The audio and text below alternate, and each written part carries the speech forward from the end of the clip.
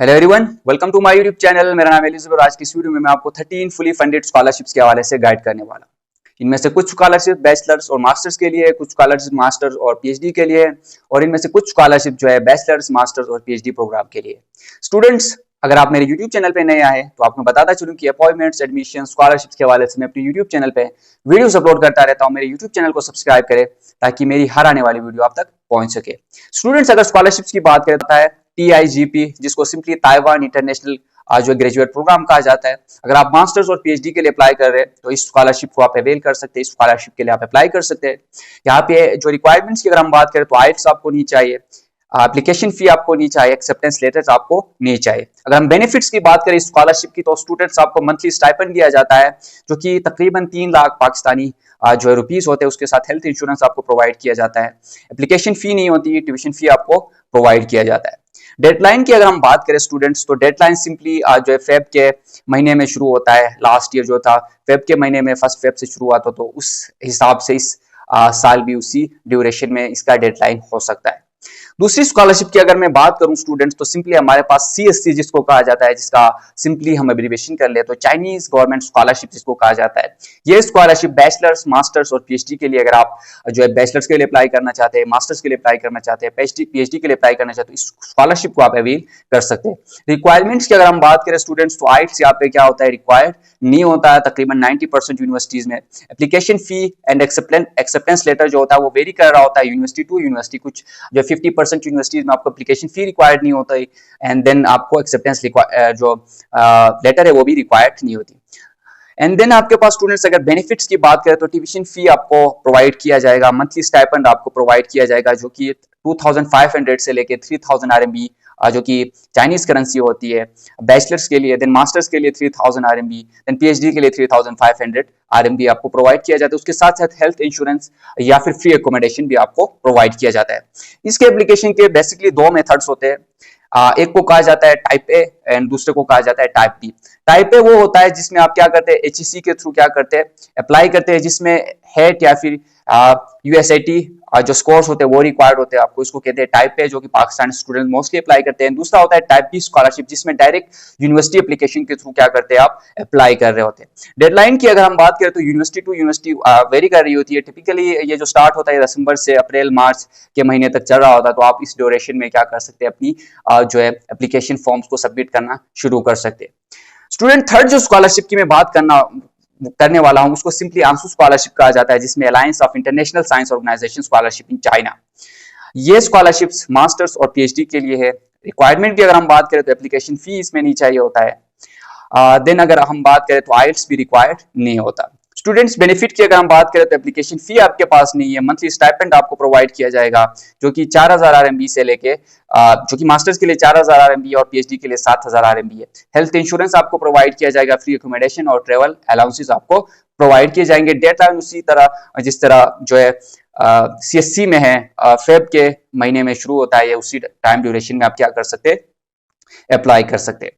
Student, next जो scholarship है Hong Kong fellowship जो है स्कीम, ये सिर्फ पीएचडी के लिए है। जो स्टूडेंट्स पीएचडी के लिए अप्लाई कर रहे हैं या पीएचडी बाहर करना चाहते हैं वो इस स्कॉलरशिप के लिए अप्लाई कर सकते हैं। हांगकांग PhD फेलोशिप स्कीम इसका नाम है। रिक्वायरमेंट्स की अगर हम बात करें तो आइल्स और एक्सेप्टेंस लेटर यहाँ पे आपको रिक्वायर्ड नहीं होता। बेनिफिट्स की अगर हम बात करें तो ट्यूशन फी नहीं होती, मंथली स्टाइपेंड आपको प्रोवाइड किया जाता है एंड ट्रेवल अलाउंसेस आपको दिए जाते हैं। मंथली स्टाइपेंड जो आपको प्रोवाइड किया जाता है वो तकरीबन 1 लाख से 1.5 लाख के दरमियान होता है। एप्लीकेशन की अगर हम बात करें तो सबमिट एप्लीकेशन ऑन 2 पोर्टल्स। आपने 2 पोर्टल्स पे आप अपना जो एप्लीकेशन है उसको सबमिट करना होगा। एक होता है स्कॉलरशिप पोर्टल, एक होता है यूनिवर्सिटी पोर्टल। आप यूनिवर्सिटी पोर्टल पे भी सबमिट करेंगे, स्कॉलरशिप पोर्टल पे भी अपनी जो एप्लीकेशन होती है वो सबमिट कर लेंगे। जो डेडलाइन है वो simply expected to be in December के महीने में इसका डेडलाइन होता है। तो उससे पहले आप क्या कर सकते हैं, प्रोग्रेसिंग अपनी स्टार्ट कर सकते हैं। स्टूडेंट, जो नेक्स्ट स्कॉलरशिप है रशिया में, जिसको बोलते हैं ओपन डोर स्कॉलरशिप। ये स्कॉलरशिप बैचलर्स, मास्टर और पीएचडी प्रोग्राम के लिए, अगर आप बैचलर्स, मास्टर या पीएचडी के लिए अप्लाई करना चाहते हो तो इस स्कॉलरशिप के लिए आप अप्लाई कर सकते हैं, आप एलिजिबल है। रिक्वायरमेंट्स की अगर हम बात करें तो आइल्स मैंडेटरी नहीं है, एप्लीकेशन फी मैंडेटरी नहीं है, देन आपके पास एक्सेप्टेंस लेटर आपको मैंडेटरी नहीं है। बेनिफिट्स की हम बात करें तो ट्यूशन फी या फिर एप्लीकेशन फी यहाँ पे रिक्वायर्ड नहीं है। मंथली स्टाइपेंड और हेल्थ इंश्योरेंस आपको प्रोवाइड किया जाएगा।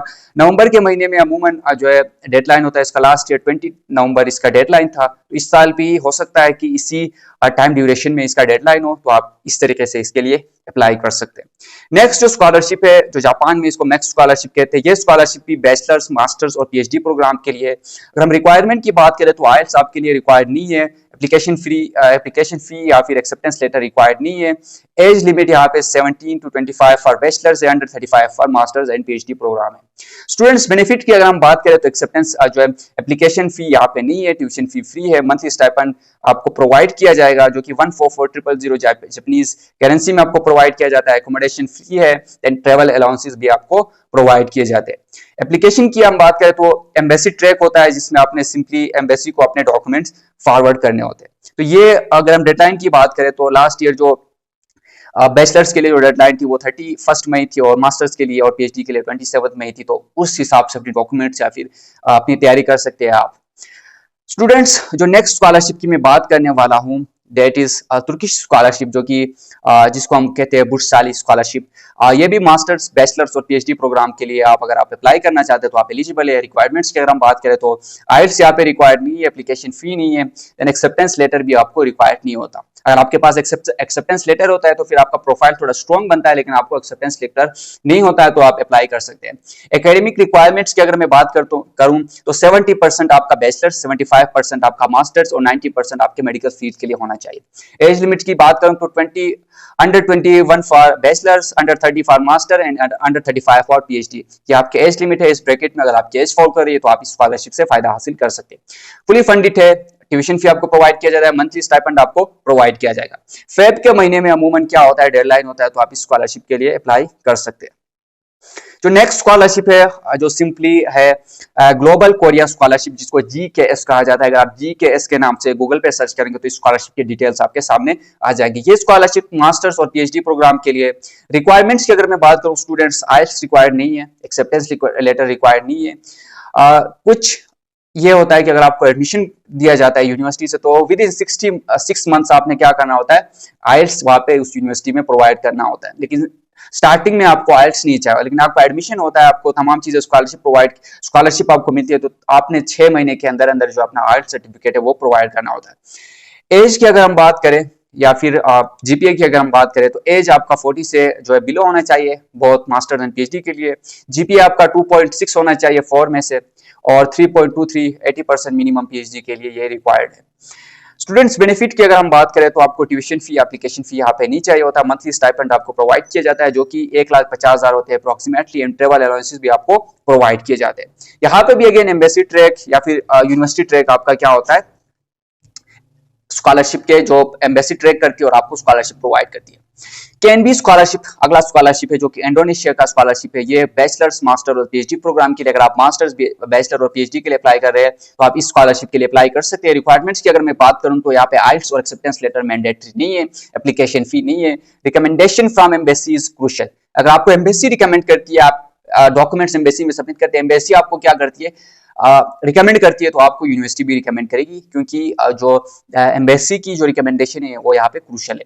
ट्यूशन फी आपको नहीं देनी पड़ेगी, मंथली स्टाइपेंड आपको प्रोवाइड किया जाएगा, हेल्थ इंश्योरेंस आपको प्रोवाइड किया जाएगा, उसके साथ साथ ट्रेवल अलाउंसेस भी आपको प्रोवाइड किया जाएगा। स्टूडेंट्स लास्ट ईयर इसकी जो डेडलाइन थी वो मार्च थी, तो इस साल भी एक्सपेक्टेड है कि मार्च के महीने में इसकी डेडलाइन होगी।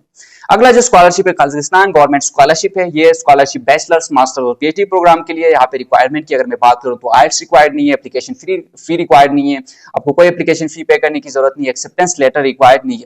बेनिफिट्स अगर मैं बात करूँ तो फुली फंडेड है, tuition fee, application fee, monthly stipend आपको प्रोवाइड किया जाएगा। लास्ट ईयर इसकी जो डेडलाइन थी वो मई के महीने में थी, तो इस साल पे एक्सपेक्टेड है कि मई के महीने में इसकी डेडलाइन हो सकती है।